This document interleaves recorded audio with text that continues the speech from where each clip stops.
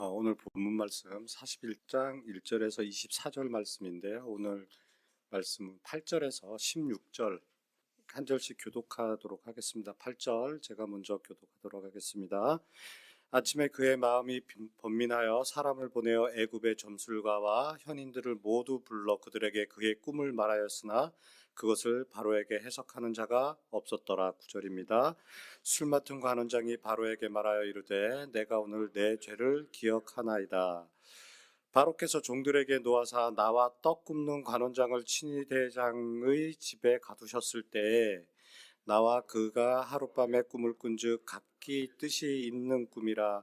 그곳에 친위 제장의 종된 히브리 청년이 우리와 함께 있기로 우리가 그에게 말하며 그가 우리의 꿈을 풀되 그 꿈대로 각 사람에게 해석하더니 그 해석한 대로 되어 나는 복직되고 그는 매달렸나이다.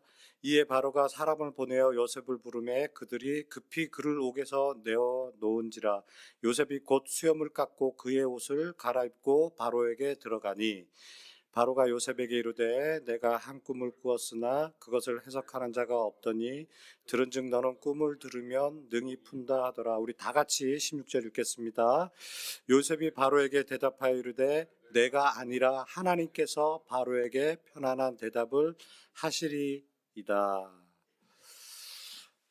지난 목요일 날 우리 담임 목사님께서 설교 말씀 중 새벽 설교 말씀 중에 이 창세기에 대해서 이제 잠깐 언급을 하신 적이 있었는데 창세기가 총 50장으로 되어 있잖아요. 근데 요셉에 대한 얘기가 굉장히 많다라고 말씀을 이렇게 주신 적이 있어요. 우리가 창세기 50장 중에 14장이 요셉에 대한 이야기입니다.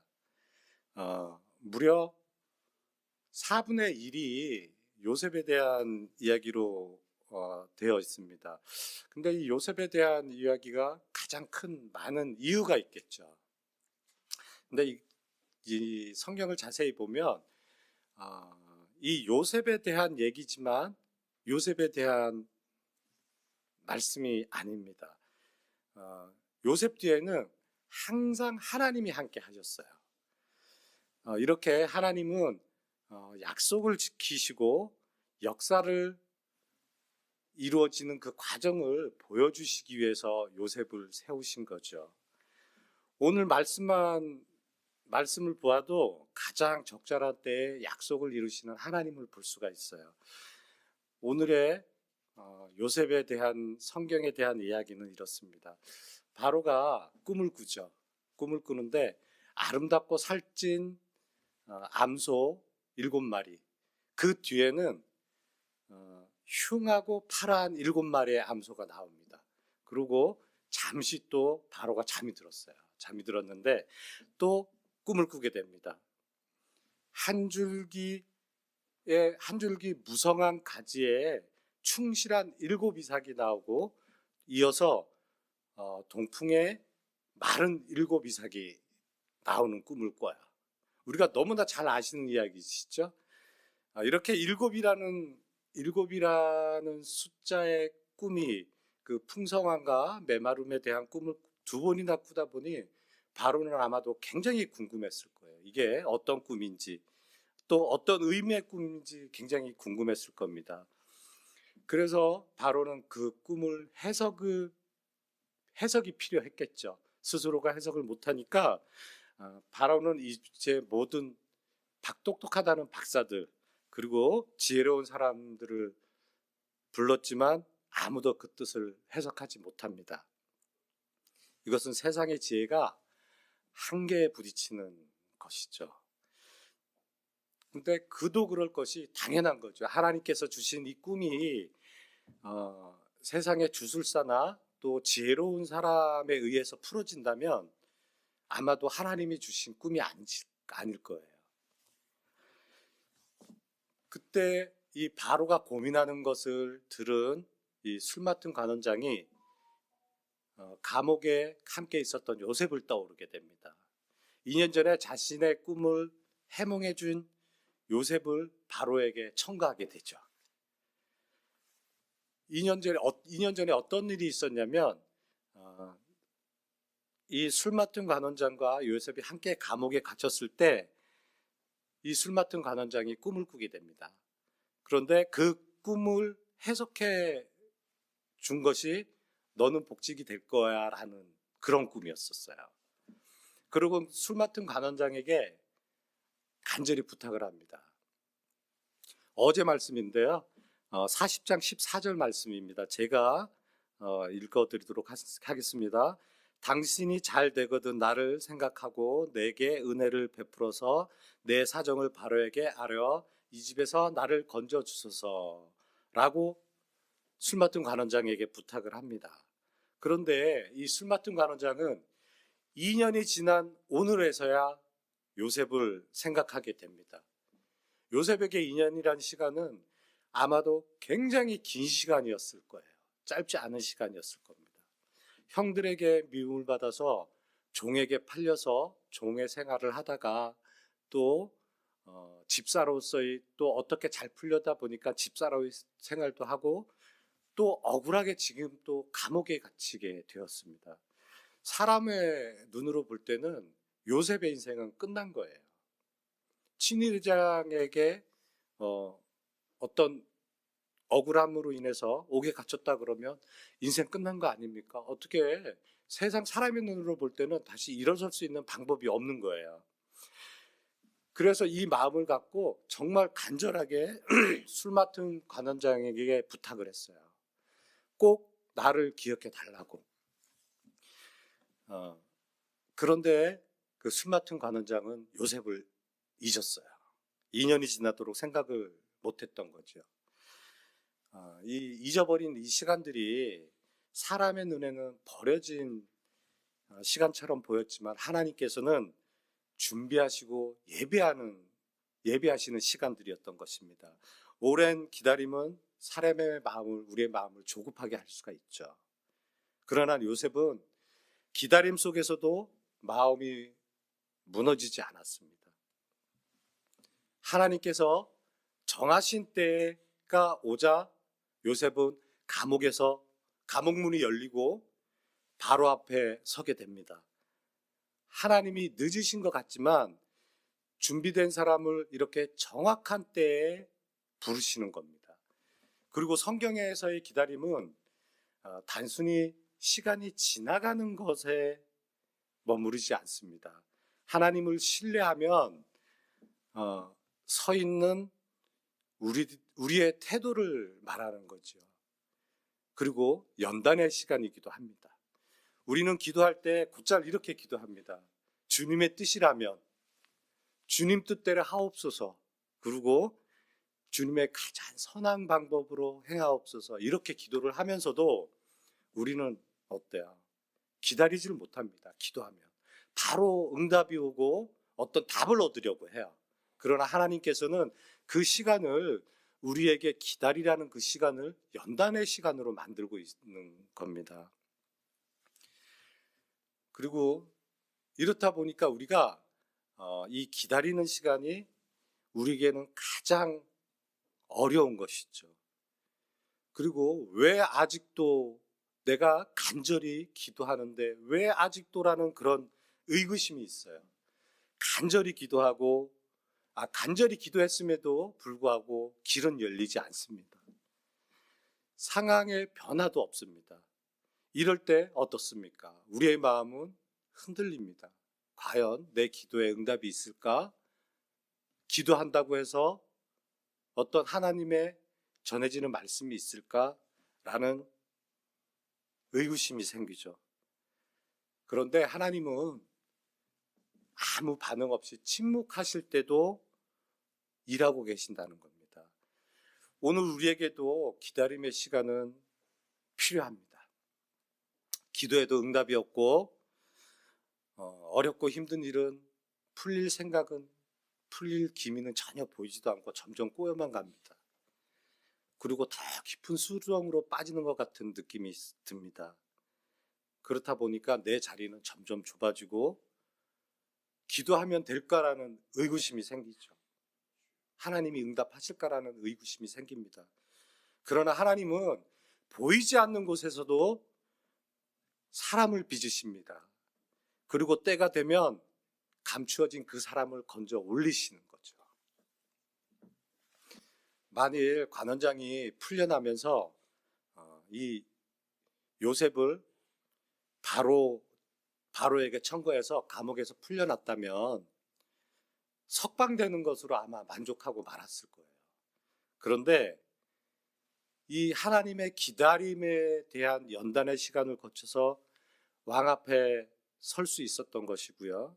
그리고 또 총리라는 지위까지 얻게 되었던 것입니다. 이렇게 하나님께서는 요셉의 삶을 가장 적절한 시기에, 그리고 가장 적절한 방법으로, 또 하나님의 계획이 계셨던 것입니다.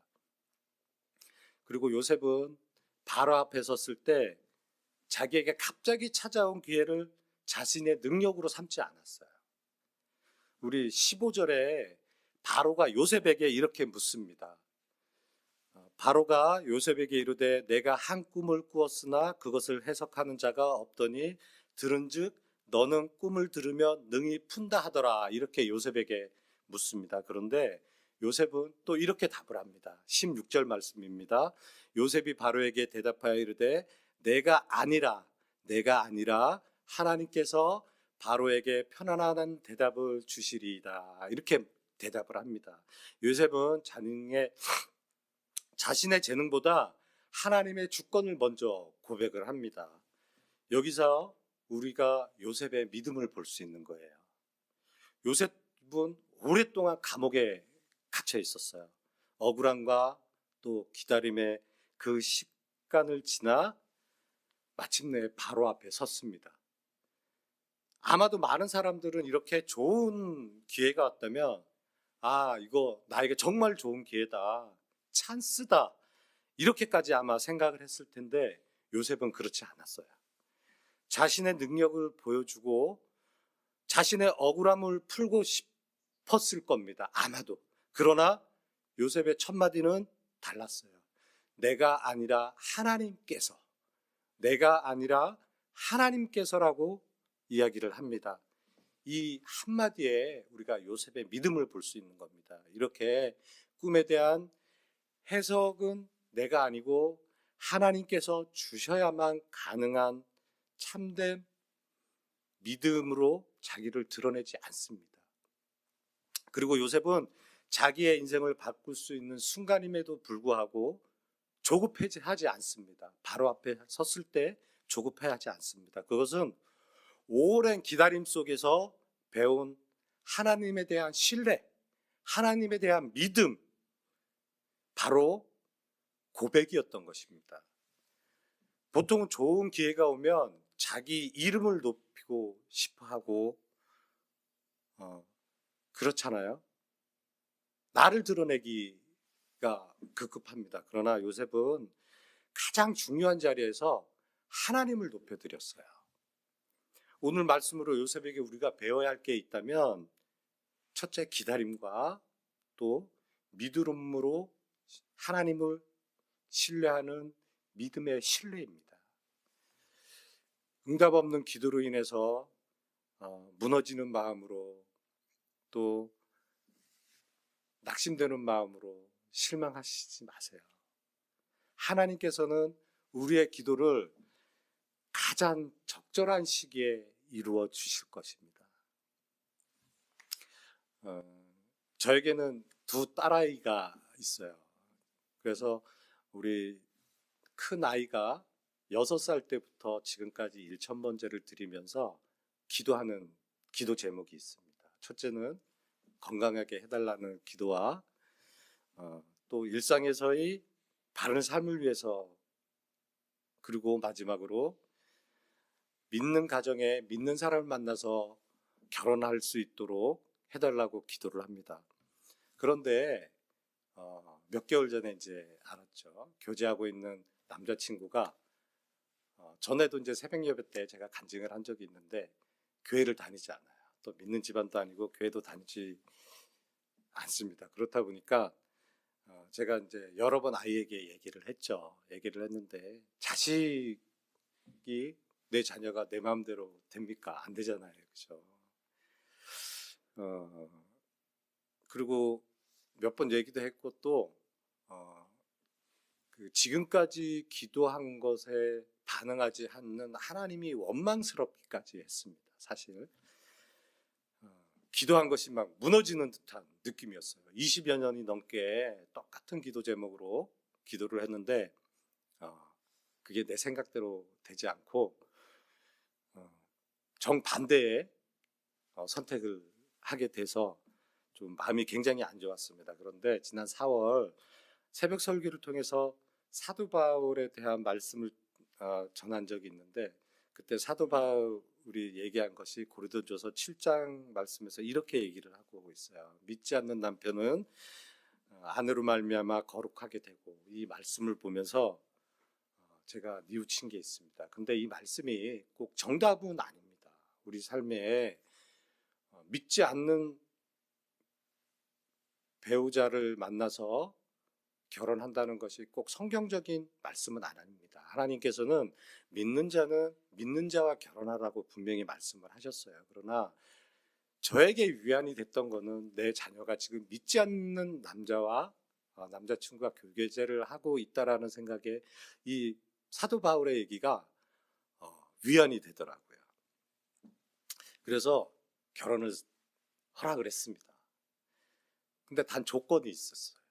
저희 어머니가 저희 아내와 또 우리 큰형수님에게 했던 그 방법이었었어요. 결혼 전에 꼭 신앙생활을 시작하라는 것과 결혼 전에 세례를 받아야 된다는 것이었습니다. 그래서 조건을 걸었죠. 교회에 나와서 신앙생활을 시작하고 세례는 받고 결혼해야 된다. 그래서 결혼 날짜를 1년 뒤로 내년 6월로 잡았습니다. 내년 6월로 잡았던 이유는 사실 이런 이유도 있습니다. 그래서 조만간 교회에 출석을 하겠다라고 얘기를 했어요. 그래서 다음 주에 나올지 아니면 그 다음 주에 나올지 조만간 나오겠다라고 약속을 하고 결혼 승낙을 했습니다. 근데 결정적으로 허락을 하게 된 계기는 있어요. 이사야 말씀인데 55장 말씀에 보면 내 생각은 너의 생각과 다르고 내 길은 너의 길과 다르다는 말씀이 있습니다. 이게 우리가 계획하고 생각은 하지만 내 생각대로 되지 않습니다. 하나님의 계획과 하나님이 이루고자 하는 그 시기는 분명히 하나님과 나의 생각과 나의 방법과 틀립니다. 그것에 대한 믿음의 기다림으로 아이를 위해서 계속 기도할 수밖에 없는 거죠. 하나님께서는 저에게도 그렇고 기도의 문을 어떤 결정적으로 제가 지금까지 기도한 것에 응답이 아닌 기도의 문을 열어주신 거예요. 믿지 않는 배우자를 만남으로 인해서 한 가정을 이뤘을 때 정말 내 아이의 믿음으로 인해서 그 가정이 하나님의 가정이 되고 인가 가정이 될 수 있는 정말 기도의 문을 저에게 주셨다라는 생각이 들었습니다. 우리가 할 수 있는 것은 하나님을 높이고 기다리는 것밖에 없다라는 생각입니다. 우리 살아가는 성도 여러분들도 정말 간절히 기도하고 애써 기도하는 기도 제목이 분명히 있으실 거예요. 근데 기도하면 할수록 해결은 되지 않고 점점 더 깊은 나락으로 떨어지는 것 같은 느낌을 받으실 때가 있을 거예요. 그러나 하나님께서는 그 시간에도 우리가 낙심하고 계속 기도하는 그 시간에도 하나님께서는 일하신다는 분명한 사실입니다. 그리고 어떤 우리 교우들의 기도 제목을 보면 이거 당장 이루어져야 되는데 라는 기도 제목이 분명히 있어요. 그런데 하나님은 어떤 반응도 하지 않으세요. 이루어질 것 같은 느낌도 없습니다. 우리 마음만 갈급합니다. 그러나 하나님께서는 요셉에게 행하셨던 것처럼 적절한 시기에 더 큰 응답으로 우리에게 축복해 주실 것이라고 분명히 믿습니다. 이 시간 기도하실 때 우리 40장 14절 말씀 놓고 기도하겠습니다. 당신이 잘 되거든 나를 생각하고 내게 은혜를 베풀어서 내 사정을 바르게 하려 이 집에서 나를 건져주소서. 때로는 지금 우리의 자리가 막막하고 답답하게 느껴질 때가 있습니다. 응답 없으신 하나님께서 하나님께 원망도 해보았습니다. 그러나 오늘 우리에게도 기다림의 시간은 있습니다. 기도가 아직 응답되지 않고 일이 풀리지 않고 내 자리가 좁게 느껴질 수도 있습니다. 그러나 하나님은 보이지 않는 곳에서 사람을 빚으십니다. 그리고 때가 되면 감추어진 사람을 드러냅니다. 감옥은 요셉에게 있어 끝이 아니었습니다. 하나님이 여시는 문 앞에서 서기 위한 준비의 자리였습니다. 오늘도 하나님은 기다리는 사람을 헛되게 두지 않으시고 정해진 때에 부르시고 필요한 자리에 세우십니다. 이 시간 기도하실 때 요셉과 같은 믿음으로 주님을 신뢰하며 기다리는 믿음을 허락하여 주옵소서. 우리 주여 한번 부르고 기도하겠습니다. 주님 기도합니다. 답답하고 막막한 자리에서 저를 불러 주심에 감사합니다. 요셉이 감옥에서 자신의 사정을 아뢰었던 것처럼 오늘 저도 제 마음과 형편을 주님 앞에 올려드립니다. 사람에게는 다 말하지 못하는 무거움과 억울함과 두려움을 주님은 아십니다. 제 눈에 길이 보이지 않을 때에도 저를 잊지 말아 주옵소서. 주님의 도움을 구할 때에도 제 마음이 사람에게만 머물지 않게 하시고 궁극적으로 하나님을 의지하게 하옵소서. 사람의 손길로 하나님께 보내는 은혜임을 기억하게 하시고 제 필요를 가장 정확하게 하시는 주님을 신뢰하게 하옵소서. 주님, 기다림이 길어질 때 낙심하지 않게 하시고 아직 문이 열리지 않아도 하나님께서 일하고 계심을 얻게 하옵소서. 보이지 않는 자리에서도 제 마음을 지켜주시고 원망보다 소망을 품게 하옵소서. 주님, 하나님께서 정해진 때를 저를 건져주시고 막힌 길을 여시어 제게 서 있게 할 자리에 인도하여 주옵소서. 이 시간을 통하여 제 믿음이 더 깊어지고 하나님의 선하심을 더 분명히 알게 하옵소서. 주님 기도합니다. 주님 기도합니다. 주님 분명히 알게 하옵소서. 예수님의 이름으로 기도합니다. 아멘. 우리 16절 놓고 16절 붙잡고 다시 한번 기도하겠습니다. 요셉이 바로에게 대답하여 이르되 내가 아니라 하나님께서 바로에게 편안한 대답을 하시리이다. 요셉은 오랜 감옥 생활 끝에 마침내 바로 앞에 섰습니다. 자신의 능력을 앞세우지 않았습니다. 그는 기회를 자기 이름을 높이는 데 사용하지 않았습니다. 오직 하나님께 영광 돌리는 일에 사용했습니다. 내가 아니다라는 말은 겸손의 고백입니다. 그리고 하나님께서라는 말은 신뢰의 고백입니다. 요셉은 자기 지혜가 아니라 하나님이 주시는 지혜가 문제를 풀고 사람에게 평안을 준다고 믿었습니다. 우리는 중요한 순간마다 이 고백이 필요합니다. 어떤 일을 맡을 때, 사람들 앞에 설 때, 결정해야 될 일이 있을 때 내가 아니라 하나님께서 하십니다 라고 마음에 새길 수 있어야 합니다. 그럴 때 두려움보다 평안이 생기고 내 능력보다 하나님의 인도하심을 바라보게 되는 것입니다. 이 시간 기도하실 때 언제 어디서나 하나님을 먼저 높여드리고 높이는 겸손한 자가 되겠노라 다짐하며 우리 주여 한번 부르고 기도하겠습니다. 주여, 오늘도 저의 삶을 붙들어 주심에 감사합니다. 요셉이 바로 앞에 내가 아니라 하나님께서 대답하십니다 라고 고백했던 것처럼 저도 제 힘과 지혜를 의지하지 않게 하옵소서. 사람들 앞에 설 때마다 제 능력을 드러내기보다 하나님을 먼저 바라보게 하시고 제 입술과 생각과 판단을 주관하여 주옵소서. 마음이 조급해질 때에도 기다릴 줄 아는 믿음을 주옵소서. 길이 보이지 않을 때에도 하나님께서 이미 일하고 계심을 믿게 하여 주옵소서. 제가 이해하지 못하는 순간에도 하나님의 뜻은 선하시고 하나님의 때에 가장 적절함을 기억하게 하여 주옵소서. 주님 기도합니다. 오늘 제가 맡아진 일과 맡겨진 일과 모든 만남 가운데 평안한 대답을 주시고 필요한 지혜와 분별을 허락하여 주옵소서. 두려움보다 믿음으로 말하게 하시고 문제보다 하나님을 더 크게 바라보게 하옵소서. 제 삶을 통하여 하나님께서 영광 받으시고 저의 말과 행동이 누구에게 위로의 소망이 되게 하여 주옵소서. 주님, 주님께 오직 주님께 의지하는 삶이게 하여 주옵소서. 오직 주님만 높여드리는 삶이기를 원합니다. 오직 주님만 바라보는 삶이길 원합니다. 아버지 하나님, 주님이 계획하시고 주님이 계획하시는 그 시간을 아버지 하나님 기도함으로 기다리며 믿음을